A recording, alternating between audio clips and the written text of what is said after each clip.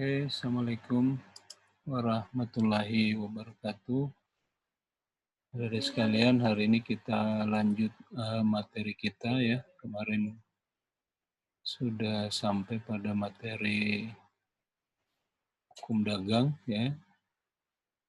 Kalau nggak salah kita sudah masuk di materi pedagang perantara yaitu makelar dengan komisioner. Sekarang kita lanjutkan materi tentang penggolongan perusahaan dilihat dari sisi modalnya gitu ya. Ini bisa kita bagi menjadi dua, ada perusahaan swasta dan ada perusahaan negara.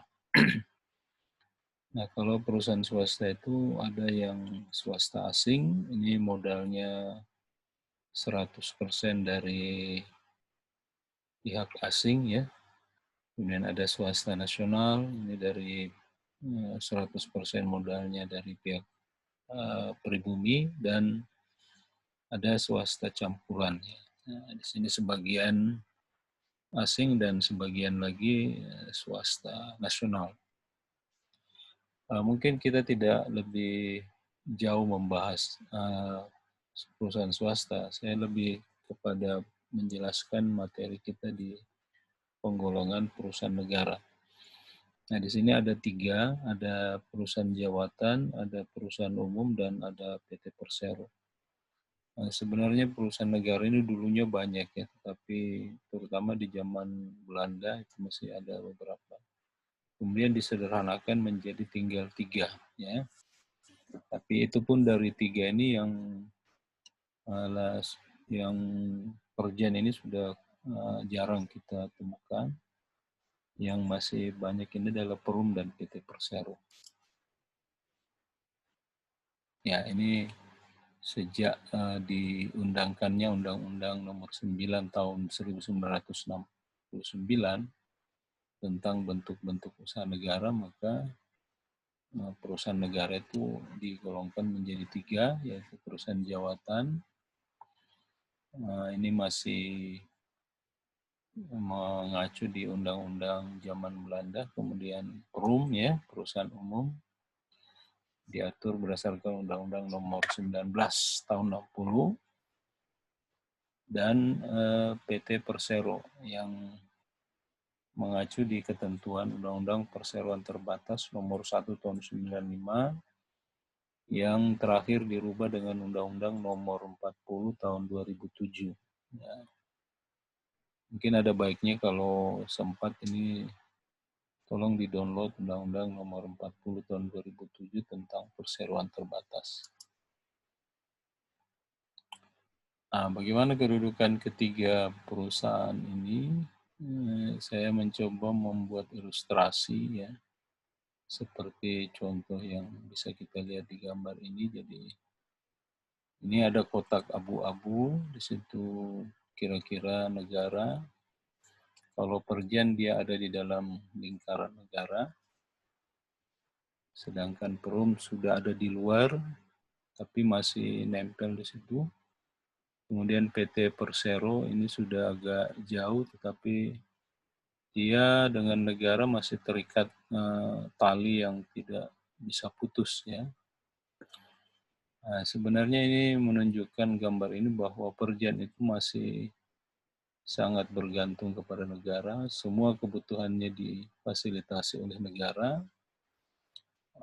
Kemudian Perum itu sudah diberi otonomi ya untuk mengurus sendiri perusahaannya, tidak dicampuri negara, tetapi tetap milik negara dan tidak bisa lepas dari negara sebagai perusahaan yang menguasai hajat hidup orang banyak. Sebenarnya ketiga jenis perusahaan ini semua adalah perusahaan yang menguasai hajat hidup orang banyak yang kepemilikannya memang harus dikuasai oleh negara.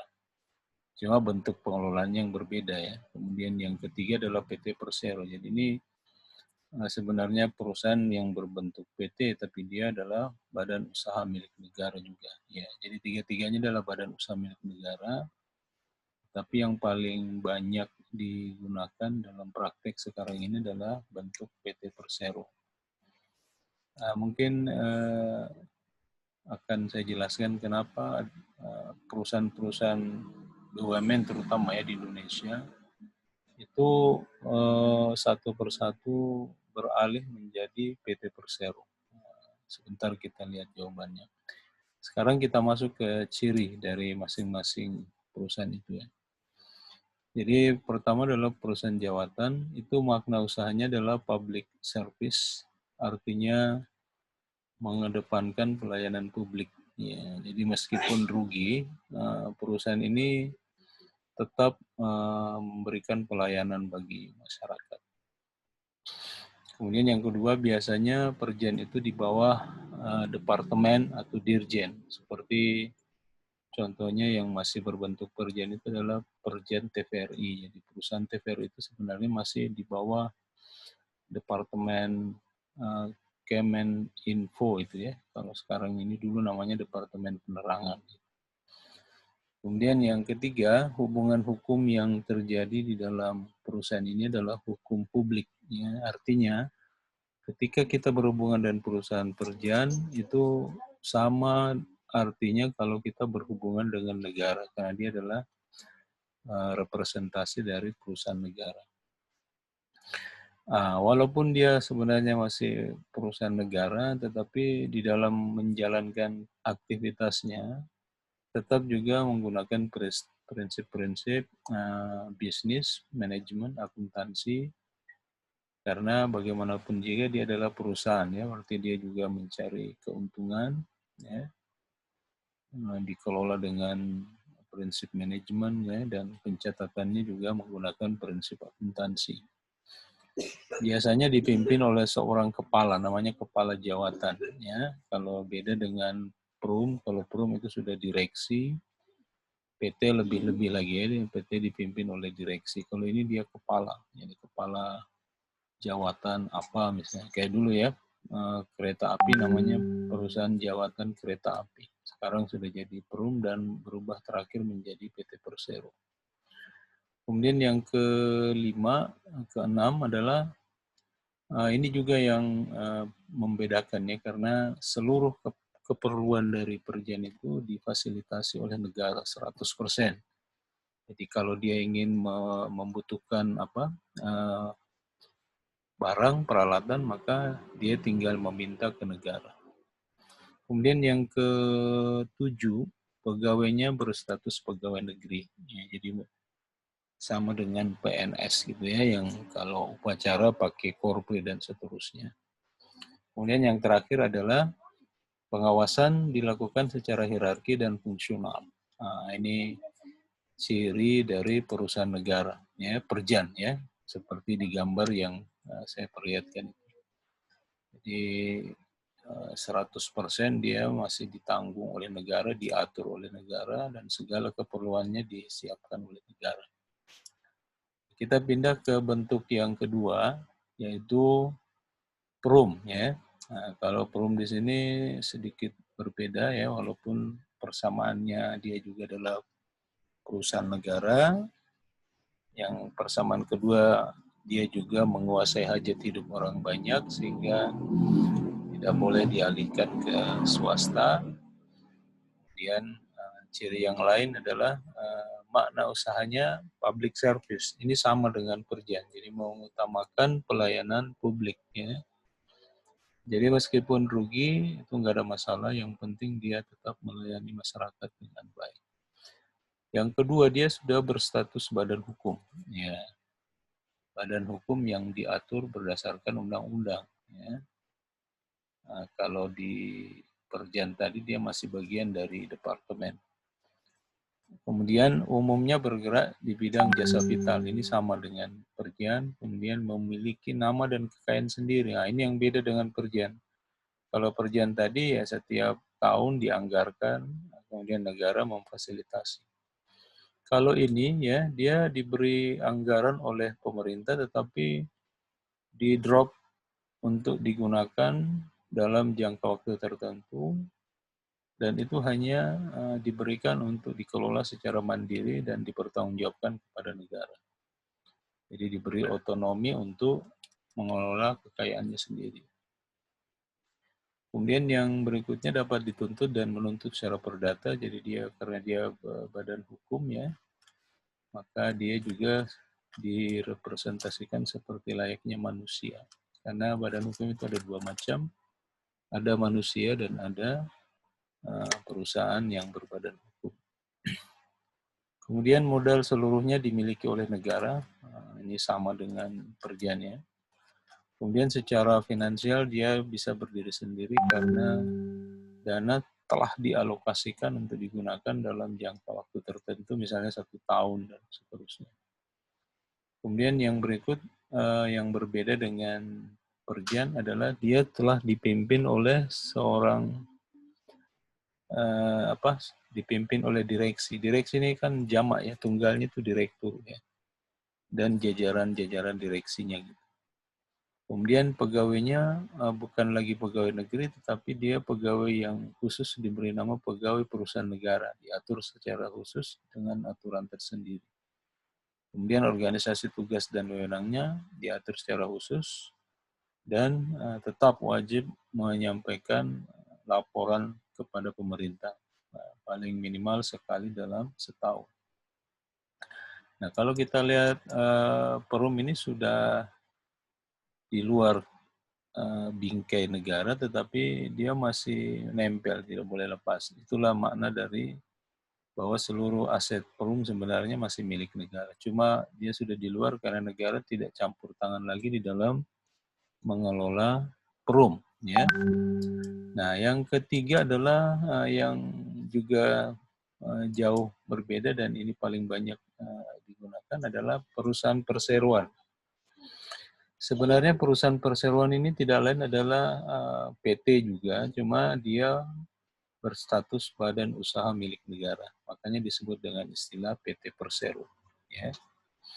Ciri yang pertama adalah makna usahanya untuk memupuk laba. Jadi bedanya dengan perjan dengan perum, kalau perjan dan perum itu masih public service, melayani kepentingan umum.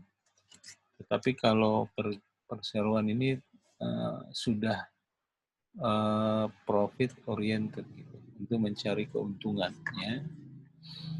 Jadi di sini yang berbeda, jadi dia betul-betul sudah swasta ya, karena memang di sini negara hanya berstatus sebagai pemegang saham saja. Cuma kedudukan negara penting karena negara memegang saham mayoritas ya, paling minimal 51%, dan ini dituangkan dalam undang-undang. Dan saham ini tidak bisa dijual ke pihak swasta, mengingat perusahaan ini adalah perusahaan penting yang juga menguasai hajat hidup orang banyak. Sebagaimana disebutkan dalam Undang-Undang Dasar 45 kita pasal 33 ayat 2, bahwa perusahaan yang menguasai hajat hidup orang banyak harus dikuasai oleh negara. Ya. Nah, jadi itu. Ya. Kemudian status hukumnya adalah badan hukum perdata. Jadi bukan lagi badan hukum publik. Nah, di mana murni dia 100% adalah swasta. Jadi tidak lagi diurus oleh negara, bahkan dia mencari sendiri, tidak dibantu, tidak disubsidi, dan seterusnya. Jadi beri kelonggaran untuk menjalankan sendiri usahanya, tidak dicampuri sama sekali. Kenapa? Karena negara hanya berstatus sebagai pemegang saham. Nah, hubungan yang berikutnya adalah hubungan usahanya diatur menurut hukum perdata ya. Biasa kalau ada perjanjian dia juga bisa mewakili dirinya sebagaimana layaknya manusia biasa. Modal seluruhnya merupakan atau sebagian merupakan milik negara dari kekayaan negara yang dipisahkan. Nah, ini tadi yang saya maksud dengan sahamnya karena dia berbentuk PT. Nah, itu harus dikuasai negara paling minimal 51%. Ini sudah dituangkan dalam Undang-Undang Badan Usaha Milik Negara yang mensyaratkan harus menguasai modalnya paling sedikit 51%. Apa artinya 51%? Itu berarti secara hakikat sebenarnya PT Persero ini juga adalah dikendalikan dan dikuasai oleh negara. Karena kalau PT siapa yang menguasai saham terbanyak, dialah sebenarnya yang menjadi pemilik dari perusahaan itu. Kemudian yang berikutnya, PT Persero ini tidak memiliki fasilitas negara. Ini yang juga berbeda dari Perjan. Jadi dia tidak ada lagi subsidi, bantuan, atau apapun dari negara. Jadi dia mencari sendiri, membeli sendiri fasilitas-fasilitasnya.